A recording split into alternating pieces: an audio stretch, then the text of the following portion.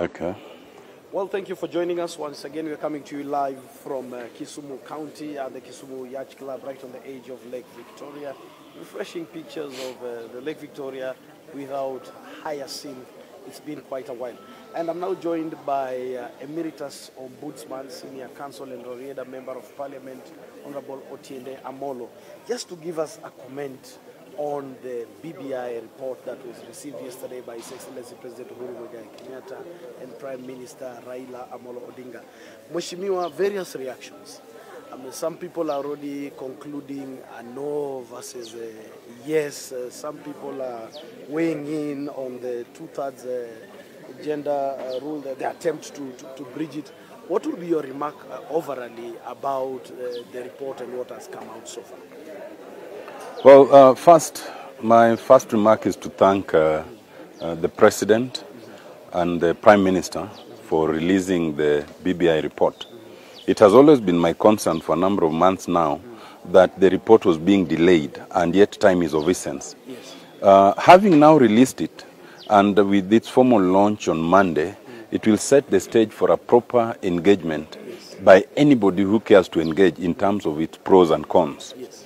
Secondly, overall, and speaking as a member of the former committee of experts, I can tell you that the report reflects largely what we had proposed in the harmonized draft constitution. In that harmonized draft, we had actually proposed a president and a deputy, a prime minister and two deputies. We had proposed ministers who would come from within parliament. We had made a raft of proposals which are reflected now. Those ones were changed by members of parliament at that time. I am happy that they are being reintroduced. Thirdly, there are those who are opposing the draft for the sake of opposing. They had opposed the idea of forming the team that was going to look at the draft. They were opposed to what the team was going to produce before they saw it, and now they are opposing the product. They are not opposing it because they are opposed to the provisions of proposals. They are opposing it as a matter of political strategy. I think people like that are to be ignored because they do not add value to the debate. If there are those who oppose particular provisions within the proposal, then they can be engaged.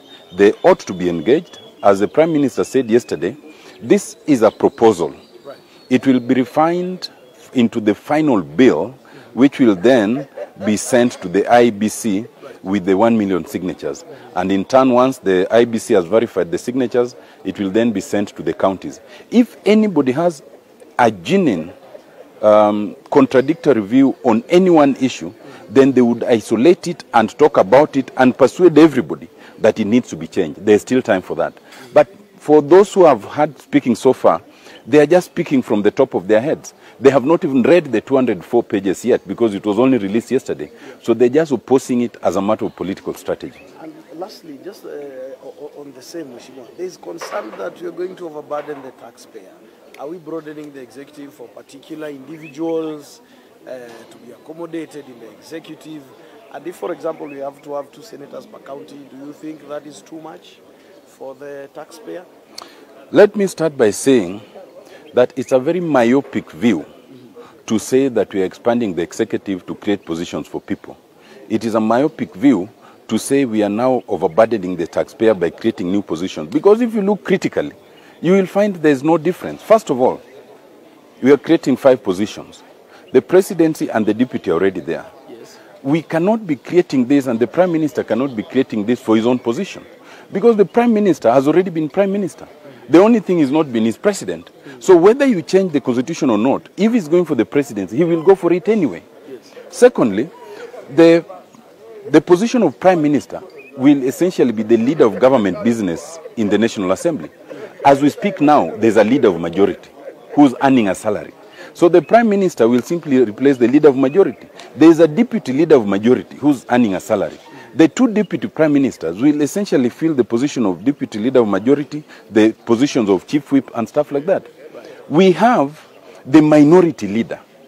But the leader of opposition will now come to parliament to assume that position. Essentially, it's just changing names and roles without changing the earnings. Beyond that, you find that as we speak now, some of those who are speaking are actually serving what we call CASs. And some of them appointed other CASs. The position of CSs is not in the Constitution. That position, there are in excess of 20 of them. When you now have a neat position where if you look at the additions in the Senate, for example, right now there are 67. If you just took away the position of CSs, and CSs earn more than senators, you added those 24 to the 67 currently, it comes to approximately the same number in the Senate. So essentially, it's not about taxing the taxpayer. And if it was, there's still the liberty of reducing our earnings as members of parliament. The Salaries and Remuneration Commission has that authority. Right. So if we found that the wage bill was big, we cannot stop to create a structure that will create stability because of the wage bill. We simply reduce the wage bill even by half. So it's a no argument. But more importantly, corruption takes away 90% of public expenditure in this country. If you can create structures that reduces corruption, you increase the benefit to the taxpayer by 90%. Very well. Thank you very much. That is Honorable Otiende Amolo, MP, Rarieda Emeritus, Ombudsman and Senior Counsel. Very interesting perspective. Let's continue to engage. Keep it here as we bring you live updates of this historic tour of President Uhuru Kenyatta and Prime Minister Raila Odinga of the lakeside county and city of Kisumu. Thank you. Well, thank you for joining us. We're coming to you live from the Kisumu Yacht Club right on the edge of Lake Victoria. And I'm now joined by the Kisumu Deputy Governor, Dr. Matthew Willie, just to give us an overview of what is expected today in this whirlwind tour of His Excellency President Uhuru Kenyatta and Prime Minister Engineer Dr. Raila Odinga. Deputy Governor, Your Excellency, kindly just give us an overview of what is expected today, the parts of Kisumu that the two principals are expected to tour. We are happy as a county and as a city to receive the President of the Republic of Kenya, His Excellency the Honorable Uhuru Kenyatta, of course with his brother, the Honorable Raila Odinga. We are having a leaders meeting here at the Yacht Club this morning, beginning at 9 a.m.